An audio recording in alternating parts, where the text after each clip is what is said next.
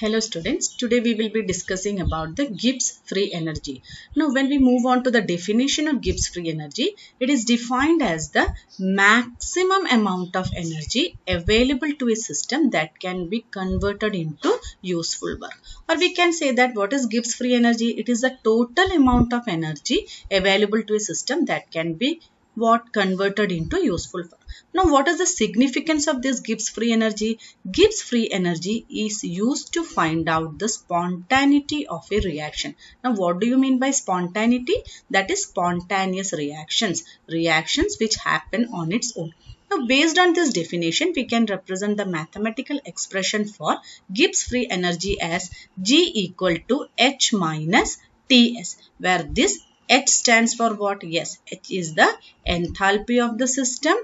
This T is what? T is the temperature of the system, and S is the degree of disorderness, or which is also known as what? It is the entropy of the system.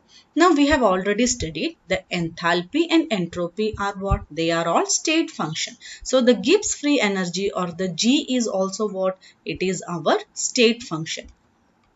State function means what? Which depends only on the initial and the final value. Similarly, this Gibbs free energy depends upon the amount of matter, and thus the Gibbs free energy is what? It is an extensive property. Now we have written the mathematical expression for Gibbs free energy as what? It is equal to H minus Ts. Now we have already studied that H, which is our enthalpy or the total heat content of the system, is given by the formula what? Internal energy plus pressure volume work. So by substituting the value of H in this equation, we can write it as G is equal to, instead of H, we can write it as what? U plus PV minus what? Minus Ts. Now we said the Gibbs free energy is a state function. That means what? It depends upon the It depends upon the initial and the final state, or it can be represented as what? Initial and the final state. So the change in Gibbs energy during a process can be expressed as, the change can be represented as delta G is equal to what we have written in our previous expression. You can see here G is equal to U plus PV minus Ts. So here we can write it as delta G is equal to delta U plus delta PV minus delta Ts. Now on expanding this equation, we will be getting delta G is equal to what? Delta U plus V delta P plus P delta V minus T delta S plus what? S delta T. Now, if the process is an isothermal process, that means if the process is carried out at what? At constant temperature, and if the process is carried out at constant pressure, what will happen? Then we can rewrite this one as what? Delta G is equal to delta U plus P delta V minus T delta S. Why? Because since the process is at constant pressure and constant temperature, we can omit these two. So we have got the expression delta G is equal to delta U plus P delta V. Now what is this delta U plus P delta V? It is our change in enthalpy. Therefore, we can write it as the change in Gibbs free energy is given as delta H minus T delta S. Now this equation, the change in Gibbs energy of this equation is known as what? It is known as Gibbs-Helmholtz equation. This is known as Gibbs-Helmholtz equation. This one is important. You just study the derivation of Gibbs-Helmholtz equation. And what is the significance of this one? It is known as Gibbs-Helmholtz equation or Gibbs energy equation, and this equation is helpful in what? It is helpful in predicting the spontaneity, or what we can say, predicting the feasibility of a reaction. We had learned that the enthalpy and what? Entropy, both are also using these two terms also we can find out what and the spontaneity of a reaction. But compared to this enthalpy and entropy, the Gibbs free energy is a better parameter to determine the spontaneity of a reaction. Now in the case of Gibbs free energy, the first condition is if the value for delta G is negative. That means if it is less than 0, we can say that the process will be what? The process will be a spontaneous process when the value of delta G is negative. Similarly, if the value of delta G is positive, that is it is greater than 0, means it is a non-spontaneous process. Our given process will be what? It will be non-spontaneous process. And if the value for delta G is 0, that means the process is in what? The process is in equilibrium state. Now, why we are saying that Gibbs free energy is a better parameter to determine the spontaneity? Because in the case of enthalpy, we had studied that if the value for delta G is what? If the value for delta G is negative, we say that the reaction is what? Reaction is exothermic in nature. Now, what do you mean by exothermic in nature? If the heat is released by the system. For example, we are getting the reactant A is getting converted into P plus heat is lost or energy is lost, we can say that the reaction is what? Exothermic in nature. And it is believed that most of the exothermic reactions are what? They are spontaneous in nature. But a drawback was found that the value for delta G is when positive. That is, we say that the reaction is what? Endothermic in nature. Now, what do you mean by endothermic in nature? The heat is absorbed by the system. So, it has been found that even though we say that the generally delta H is negative, means reaction is spontaneous, but in many cases it was found that when the value for delta H is positive also, it is what? It is a spontaneous reaction. Now, similarly, if we take the case of entropy, entropy is the disorderness of a system. When the entropy is positive, that means we can say that randomness or disorderness increases. And when randomness or disorderness increases, the reaction is what? The reaction is spontaneous in nature. But in many cases, similarly, when the value for entropy was negative or when the randomness was decreasing, yet it was found that the reaction was spontaneous in nature. So, the Gibbs free energy is therefore considered as a better option to find out the or predict the spontaneity of a reaction. Now let us consider the cases or condition where the value for delta G can be negative, and we can say that the reaction is what? When the value of delta G is negative, the reaction will be what? Spontaneous in nature. Now what is our formula? It is delta G is equal to delta H minus T delta S. So let us consider the first case when delta H is negative and delta S is positive. So you can see that in this equation, if delta H is negative and our delta S is positive, what will happen? Delta G will be always negative. When delta H is negative and delta is positive, the delta G will be always negative. And when delta G is negative, we can say that what is that? Our reaction is spontaneous in nature. Now let us consider our second case. In the second case, both delta H and delta S both are negative.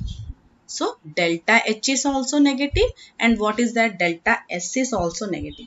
Now in this case, we can write it as this one is negative, this one is negative, negative. So what happens? It becomes positive. So when will delta G will be negative? It will be negative only when the magnitude of enthalpy is greater than that of what? That of entropy. So such reactions will be spontaneous at what? They will be spontaneous at a lower temperature. So delta H negative, delta S negative, both are negative. But what is the condition? The value for delta H or the magnitude for delta H should be greater than what? Greater than that of T delta S, and T should be at a lower temperature. So at this condition, we can say that delta G will be negative, and thus the reaction will be what? The reaction will be spontaneous in the nature. Now moving on to our third condition.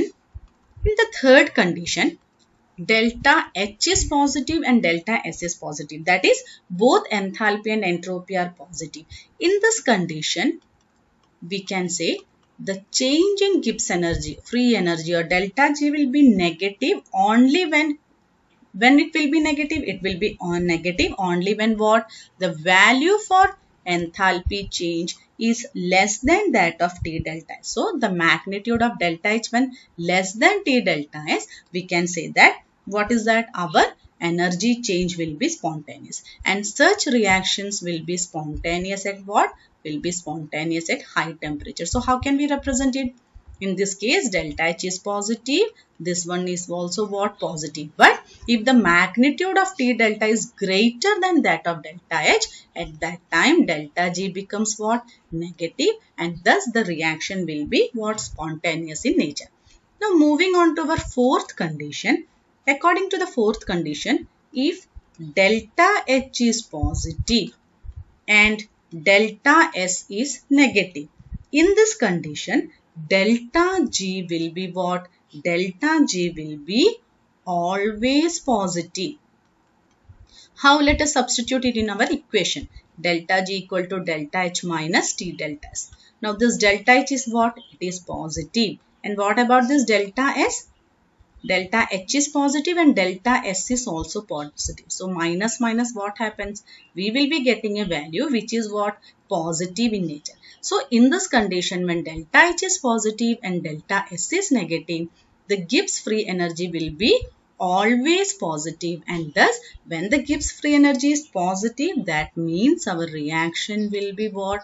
The reaction will be non-spontaneous in nature. So in order to predict the spontaneity of a reaction, these four conditions that we have learned is very important. These conditions are very important to determine the spontaneity of a reaction. So based on the Gibbs free energy, let us do two problems so that it will be more clear for you. In this case, you can see that the enthalpy and entropy change of a reaction are given. We have to calculate the change in Gibbs energy and we have to predict the feasibility of the reaction. Feasibility means we have to find out whether the reaction is spontaneous or not. So let us solve it. First, let us see what are the things given. We are given the value for enthalpy, which is what? 40.63 kilojoules. And here the entropy is given in joules. So we have to convert this into what? Joules. So we will be getting our value as 40.63 kilojoules per mole. And converted into joules, we will be getting 40630 joules mole inverse. And what about our entropy? Entropy is given as 108.8 joules Kelvin inverse mole inverse. And what is the temperature here? You can see that temperature is given in degree Celsius. So we have to convert it into what? Kelvin. So 27 degree.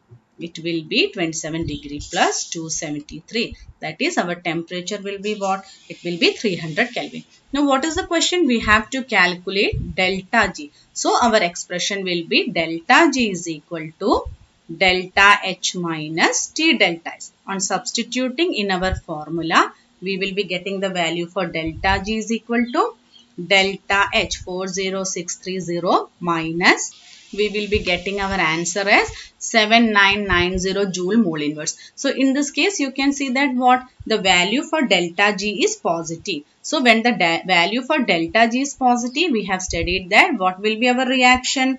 The reaction will be a non-spontaneous reaction. Since the value of delta G is positive, here we are getting a non-spontaneous reaction. Let us see one more problem. In this case, you can see that in a reaction, the enthalpy change and the entropy change is given.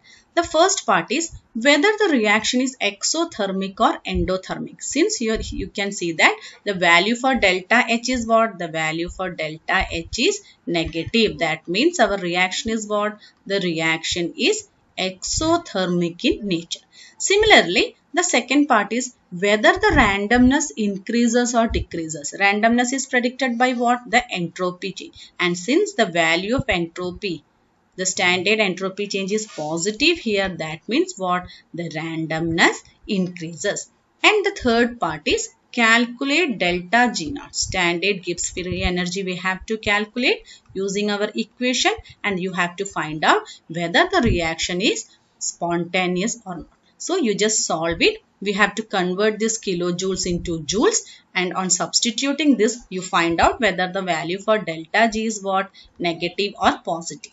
If the value for delta G is negative, that means it is what? It is a spontaneous process, and if the value for delta G is positive, it is a non-spontaneous process. So this one is the third part is an homework for you.